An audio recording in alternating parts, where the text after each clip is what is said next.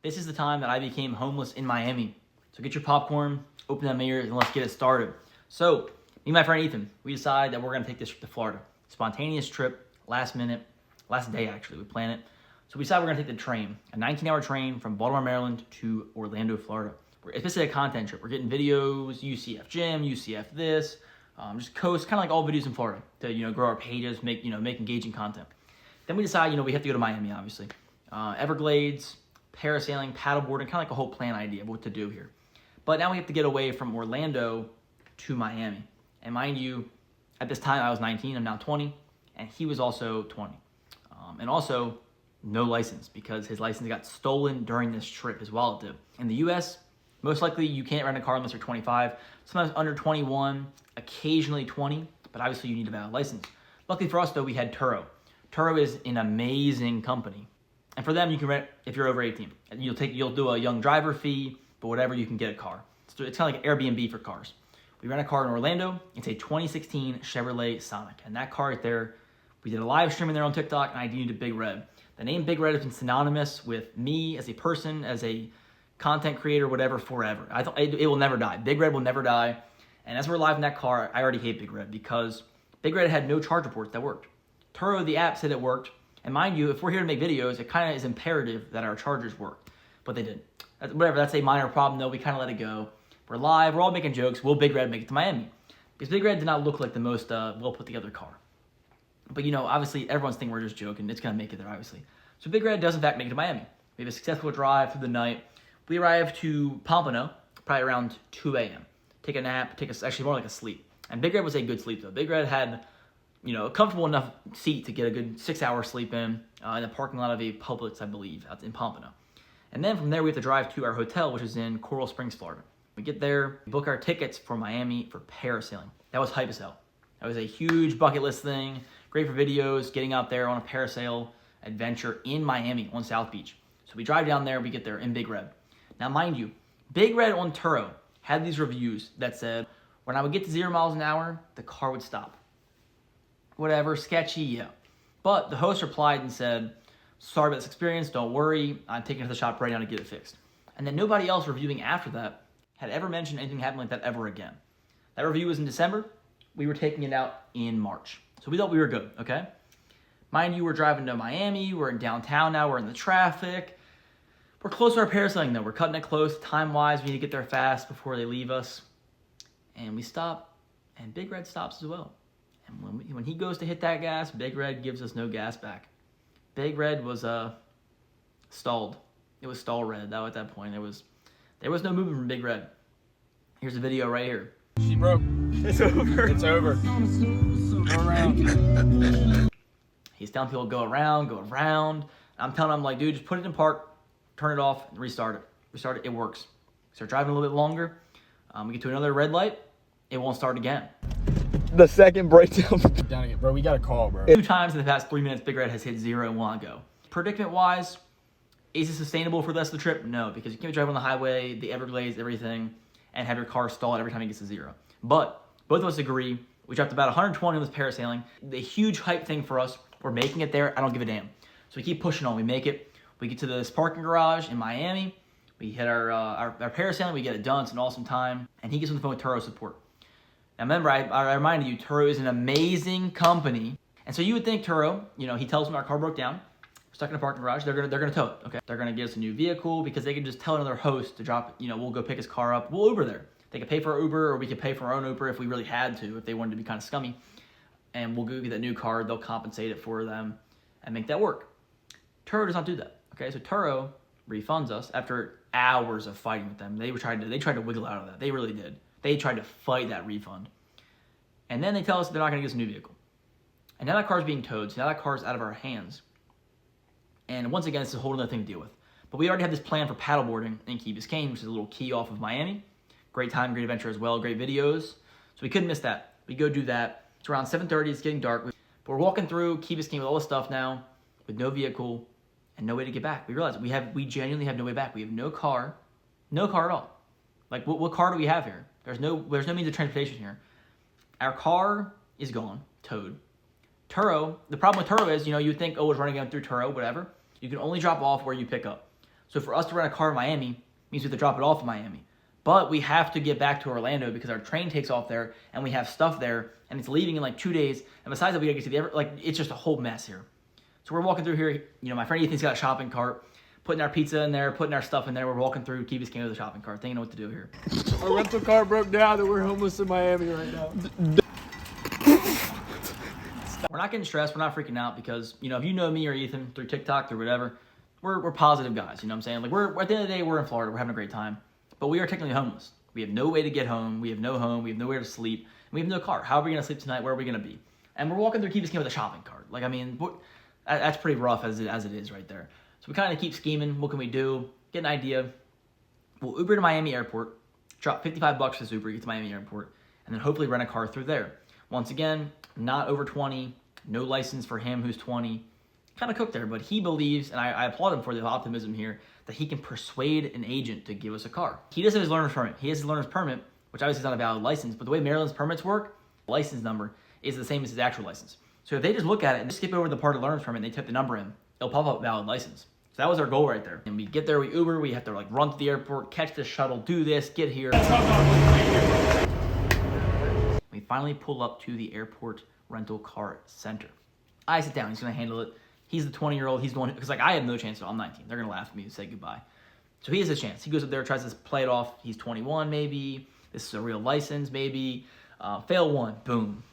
Comes back, not even defeated. Fail 2, boom. Comes back, still optimistic.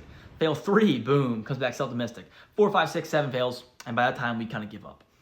Some of the agents, they almost gave it to him. The one was all the way through and then realized it was a learner's permit, cut him. The one was all the way through and then finally realized that he was 20, not 21, and cut him. We were kind of all out options here.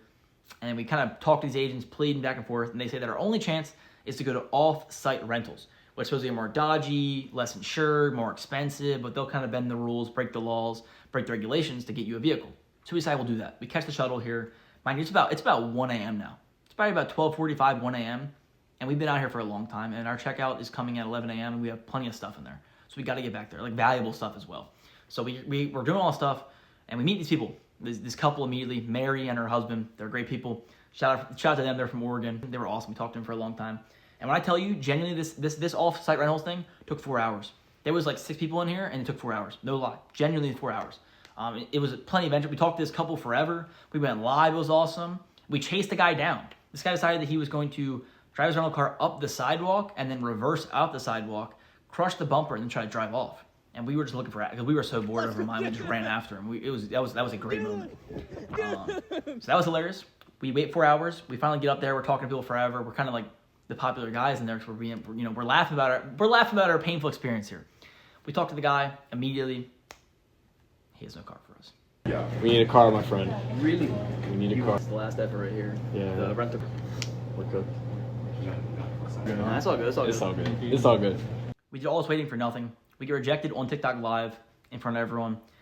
So we decided to go walk outside, pull up 2 chairs, pop the phones down, continue the live, and just talk to everyone about this predicament. How it's now about 4:30 a.m., 4 a.m., no car, nowhere to go, running out of money here. Uber is expensive. Got to get back to Coral Springs, get to the Everglades, and then get back to Orlando. And that was like a defeating feeling. Mary, shout out Mary, God bless her. That's why I said she pulls up on us, gives us $50. Find the bright side. Find the positivity. Gentlemen, put this towards your Uber. Oh, Thank you so much, you sure? ma'am. Are you sure? Thank you so Thank much. you so much. Mary, we're going on a I'll bring it in. Bring it in. Yeah. Because she felt so bad for us. And she's just, a very kind person, obviously. Ethan wouldn't give up. He thought he could pull something off. I laid down. I was like, I don't know that was the most defeated I've ever felt in my entire life. I just laid there, watched the clock tick. It's about 6 a.m. at this point. And I decide, I'm like, dude, I'm done. I'm Ubering back to this hotel with or without you. I was like, I can't wait. I can't sit here any longer. This is terrible. I'm getting back to that hotel. I'm going in there and I'm going to figure out later. So we do it. We Uber back to this hotel and we have to Uber to the Days Inn in Coral Springs. Because of the tiredness, the lateness, we Uber to the wrong Days Inn. Oh my face when we pull into the wrong Days Inn, I wanted to cry. I wanted to cry. I wanted to do a lot of things, but then just cry. We're at the wrong Days Inn. This is just going worse and worse and worse. Then we have to Uber from this Days Inn to the other Days Inn. We're sleeping in the car. We have something like 24 hours. It's getting unbearable here. We get to our hotel finally. I just pass out. I get in that bed. I say, screw it, I'm done. And I wake up past checkout time. It's like 11:30. Someone's banging on the door. I'm like, dude, the housekeeping's here to come beat me up for not getting out of this hotel. I open the door. It's Ethan. He's like, bro, I got a car. I'm like, what the hell? He's got a car. He's like, I walked 2 miles. I walked 2.5 miles to go get a car from Turo again. So he gets a car from Turo, the GOAT. He pulls us up in the Kia. It's parked outside. I'm like, thank you, hallelujah. Oh my God, we did it. And once again, though, still it's not the problem, though, because how are we going to get to Orlando? But it's all the problem of us keeping our stuff as well as getting to the Everglades. We get to the Everglades. We do our whole trip there, all our videos there. Hallelujah, amen, awesome, great time. But then now, Everglades is over. It's about 11 p.m., 12 a.m. We had to drop this car off. What are we going to do now? We sat in the parking lot forever because we knew the host wasn't going to pick it up. So we just sat in this car for hours. We ate some Wendy's, sat there, just looked at things. Saw a coyote, a cat. It was crazy. It was awesome, though. He starts falling asleep because this constant sleep deprivation is accumulating over us. And we decided the only thing we can do is lift from Miami, Florida to Orlando, Florida. I tell you, $345 goddamn dollars. I'm just sitting on this app waiting for the cheapest price, waiting. $345, boom. Takes forever for a driver to accept it. Our boy pulls up, finally. We pack these bags, just tired as hell. Barely sleeping, the worst quality sleep ever. And we're finally going to make it out of Miami. We're finally going to have a way out. And we get in that car and just destroy tire. And when I tell you, this guy looks back at us and he says probably the most God-sent words I've ever heard in my entire life. These 3 words meant nothing. They meant the most to me of all time. He said, want a pillow. Want a pillow. Oh my. He had 2 pillows for us to lay our heads on. Boom. Knocked out. That fast. Over. I'm in ZZZ land. I'm in Dreamland. I'm in Snoozeville. Whatever you want. I'm done. I'm out. I'm cold on that side. And this guy's balling. He tells him about, like, he has to be back in 3 hours. Or, like, he'd be back before 9 a.m. And it was, like, 3:30 a.m. right now. So he had to drive 3 hours and 3 hours back. Do that math right there. It's like 6 hours, 9:30. I don't really think it's going to work. So he decides he's going to ball. I tell you, I wake up like one time, he's doing at least probably 100, 110 on this highway. I'm freaked out, but I'm too tired to even fight, complain, yell. I just knock back out, hit a little prayer. God, please keep me safe. Sleep. And we just drive. And we make it there. We get up. And when I tell you he parks his car, and I don't even know where I am. I'm in like purgatory of sleep. I don't even know what's going on. But I know one thing. I know one thing only.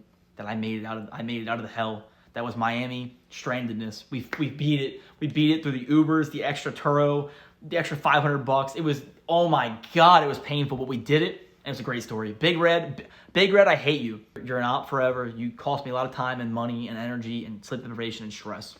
But we did it. It's a great story now. Story of positivity too, because we never got down, we never got negative, we never pouted or got angry.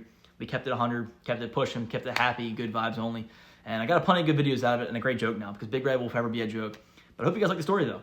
It was quite the haul out here. We did it. Plenty of lives, plenty of videos, and I'll give you guys more story times if you want. Check out the TikTok too, astan.oyt.